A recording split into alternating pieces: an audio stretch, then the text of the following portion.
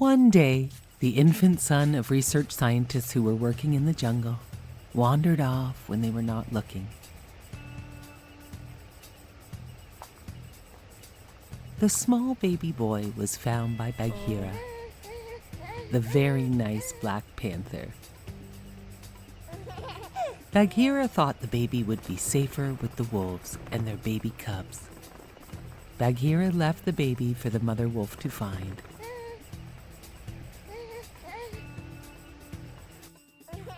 The mother wolf named the boy Mowgli, and they agreed to raise the boy with her wolf cubs. Mother wolf always worried about Shere Khan, the great tiger, coming to take the child away from them. Bagheera taught Mowgli the rules of the jungle and everything he needed to know about all the animals. Bagheera was always there to protect him. The wolves told Bagheera he must take Mowgli back to the human village, where he would be safe from Shere Khan. Bagheera agreed to take Mowgli to the human village. But when he tried, Mowgli got very upset and said he wanted to stay in the jungle with all his animal friends. Mowgli ran off deep into the jungle, where he met a nice new jungle bear friend named Baloo. Baloo and Mowgli played and had a great time. They met some monkeys and their king, who wanted to know how to make fire. Bagheera caught up with Baloo and Mowgli and said they had to get Mowgli to the village. But Mowgli ran away again. He wanted to stay in the jungle. Bagheera and Baloo searched for Mowgli. But the fierce tiger Shere Khan had found Mowgli first. Mowgli, who had grown up around animals his whole life, was not the least bit afraid of Shere Khan, the great tiger. This made Shere Khan very angry. Shere Khan bared his great fangs and let out a giant tiger roar and leapt towards Mowgli. Just then, Bagheera and Baloo arrived. Baloo the bear grabbed the great tiger by the tail and then threw him to the ground with a thud. Baloo had gotten there just in time to save Mowgli. Shere Khan lashed about trying to reach Baloo, but Baloo hung on tight to his tail. Shere Khan tried to shake Baloo loose and cracked his strong tail like a whip. Suddenly, a big storm rose up, and a huge lightning bolt hit a big tree and started a fire. Mowgli knew right away how to help Baloo with the fight against Shere Khan. Shere Khan was very afraid of fire. Mowgli took a branch that was on fire and he ran towards the great tiger. Shere Khan was so afraid of the fire in Mowgli's hand that he ran away deep into the jungle. Bagheera and Baloo cheered. They both knew they would never see Shere Khan around their jungle parts again. Mowgli, Bagheera, and Baloo promised they would never be parted by anything again. They would always be best friends, no matter what. Just then, at the edge of the jungle river, Mowgli saw something he had never seen before. It was a beautiful girl. The beautiful girl was getting water just outside the man's village edge by the river. Bagheera and Baloo were sad, but only for a few moments, as they knew Mowgli had to leave to go to the man village with the girl. They both knew it was the right thing for Mowgli to do.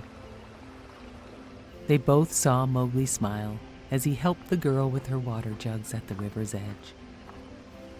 Then Mowgli waved as he headed towards the man village with the girl. Mowgli's friends knew it was where Mowgli really belonged. They would always be friends no matter where they all lived. Bagheera and Baloo knew they had done the right thing by helping Mowgli find his way safely to his new home, and they all lived happily ever after.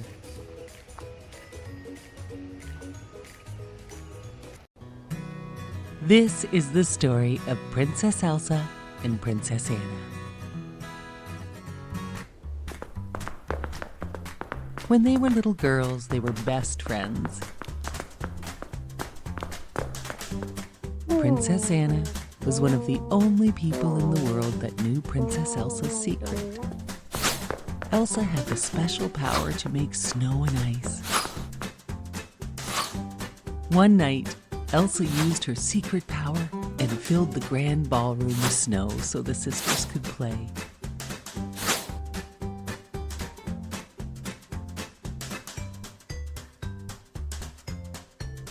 As they were playing, Elsa lost control, and she accidentally hit Anna with a blast of icy magic. Anna was badly hurt. Her parents went off to the ancient mountain trolls to ask them for help. The wisest old troll told them that Anna could be saved, and that she was lucky to have been hit in the head and not in her heart. As the years passed, Anna forgot about that night. To keep Elsa's special gift a secret from everyone else, their parents surrounded the castle with walls and never let anyone inside. It seemed whenever Elsa had strong feelings, her magic powers would spill out. Elsa never wanted to hurt her sister again, so she stopped playing with Anna. Anna became very lonely. Even after their parents were lost,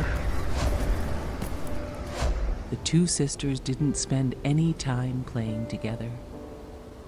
Years later, it was time for Elsa to become queen.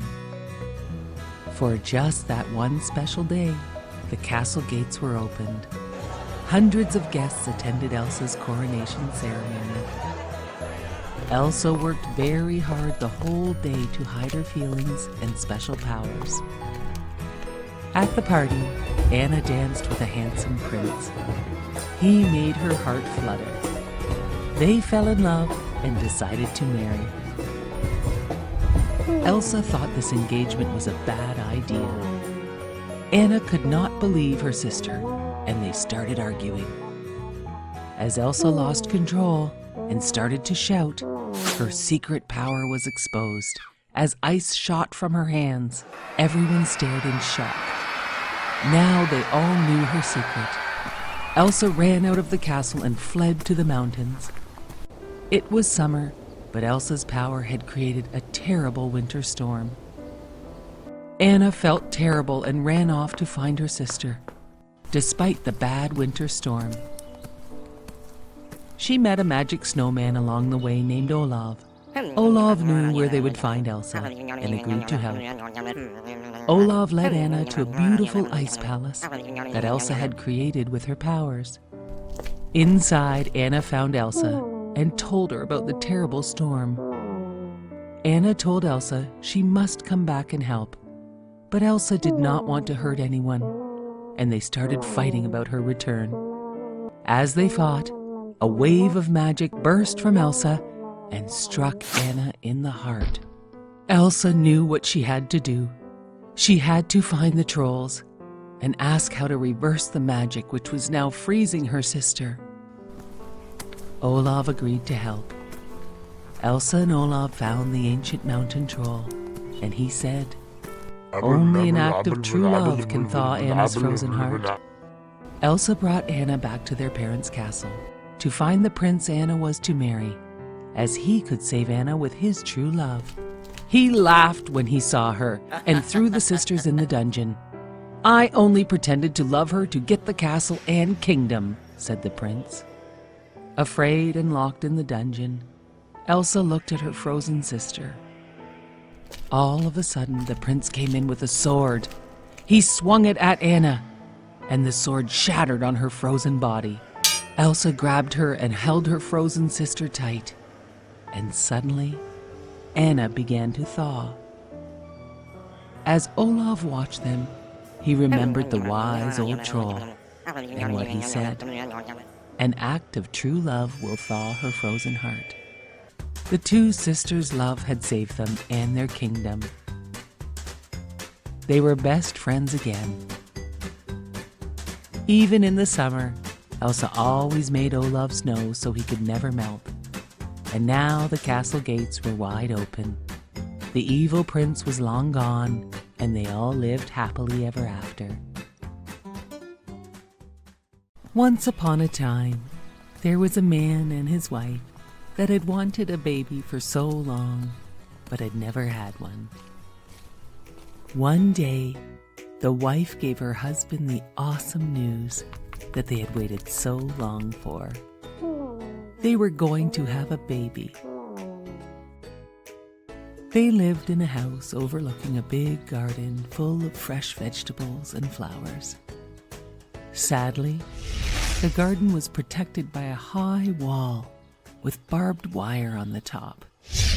The mighty witch who lived there wanted no one in her garden. Everyone was very scared of the mighty witch. One day, the wife was so hungry for the fresh radishes. She saw them growing in the witch's garden, but she knew she could not have them.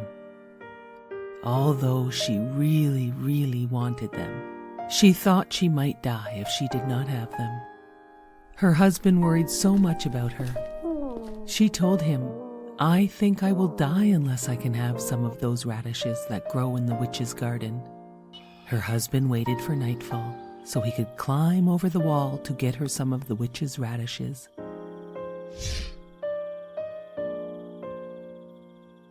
He got her some and climbed back over. She made a big radish salad, and it made her feel so much better. But she knew she wanted more radishes. So her husband snuck over the wall at night to pick more radishes. As he was climbing back over the wall, the witch was standing right below him. "How dare you steal my radishes?" said the witch. "My wife thought she would die if I did not get them for her. I am very sorry." "If this is true," said the witch, "you can have all the radishes you want, on one condition. You must promise to give me your child to raise as my own." The man was so scared he agreed to whatever she said just to get away. When the beautiful child was born, the witch came and took her away, just as she had threatened. She named her Rapunzel, which means radish. Rapunzel grew more and more beautiful every day, and on her 12th birthday, the witch locked her up in a high tower deep in the woods. The tower had no stairs, no door, only a small window. Rapunzel had beautiful long hair that had never been cut, and when the witch wanted to go up to see her, she would cry, "Rapunzel, Rapunzel, let down your hair." The witch would climb up her hair to see her. This went on for years. One day, a prince was riding by the tower and heard Rapunzel singing. He looked at the tower but had no idea how to get in. So he left. But he came by the next day and saw the witch crying, "Rapunzel, Rapunzel, let down your hair." And he saw the beautiful girl who sang, let down her hair for the witch to climb up to see her. The prince returned at dusk and cried, "Rapunzel, Rapunzel, let down your hair." Rapunzel could not believe it when the young prince appeared, and it was not the witch. They fell in love at first sight. They made a plan for Rapunzel to escape. The witch found this out and cut off Rapunzel's hair and hid her away far from the tower. That night, the witch waited for the prince. He cried, "Rapunzel, Rapunzel, let down your hair." The witch threw out Rapunzel's hair, and he climbed up. To his surprise, it was the witch, not Rapunzel. The witch cursed him. "You will never see again." And with that, he was blind. For some time he wandered the forest, hoping to hear Rapunzel singing again. And then, one day, he heard her singing. He followed her voice and found her. They hugged and Rapunzel cried, so happy to see him again. One of her tears fell on his face, and a miracle happened. He could see again. "Oh, I am so happy to see you again," said the prince. And then another miracle happened. Rapunzel's beautiful hair grew back, as long and shiny as it had been. The prince took Rapunzel to his kingdom far away from the witch, where they lived happily ever after. Once upon a time in the city of Paris, a young man lived in the bell tower of the Notre Dame Cathedral. He was strong enough to ring the church bells. He was also very gentle, gentle enough to hold small birds in his hands. His only friends were the gargoyles. They did not mind that he had a hunchback and a face so ugly that his evil, cruel master named him Quasimodo, which means half-formed. Quasimodo knew nothing of the world below him. He only knew what his master told him. His master even taught Quasimodo to think of himself as a monster.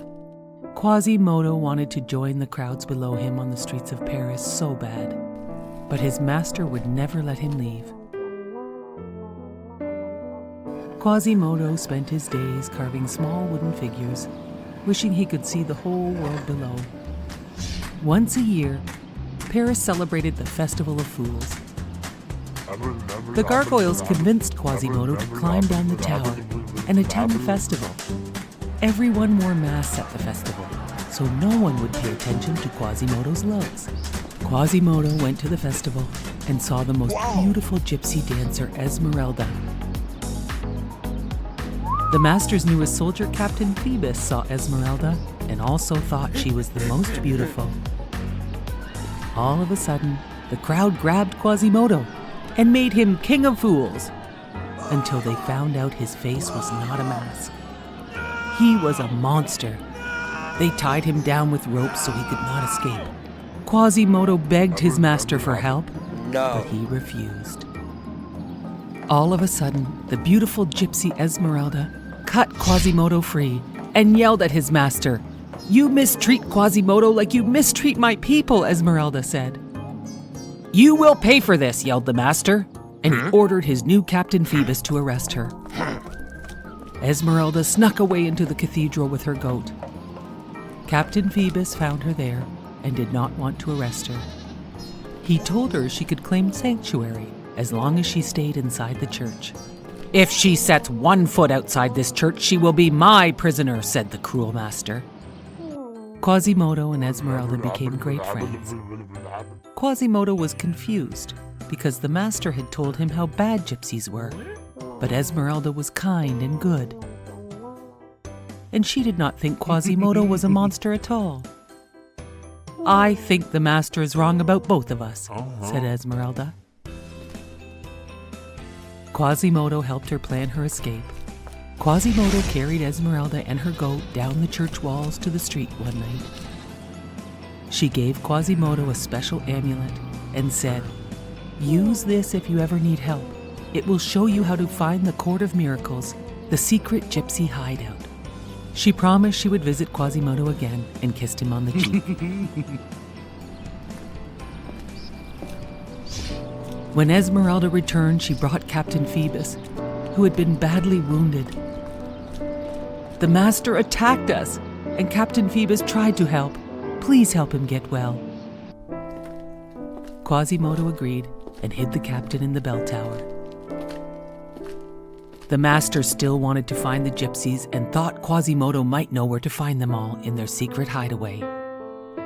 The master tricked Quasimodo and told him he knew where the secret hideaway was, and he would attack the gypsies at dawn with 1,000 of his soldiers.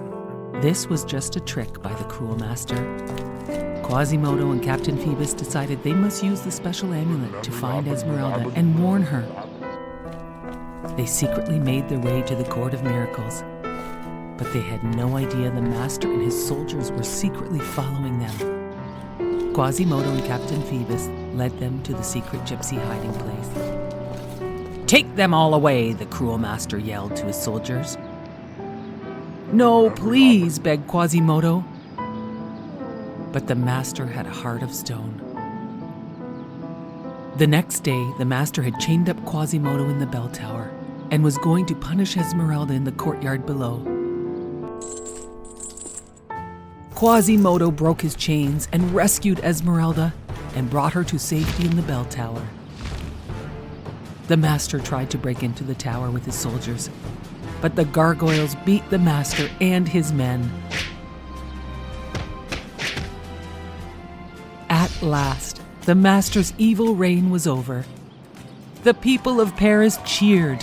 Hip hip hooray for Quasimodo! Finally, Quasimodo understood he was not a monster at all. But to the people of Paris, he was a great hero.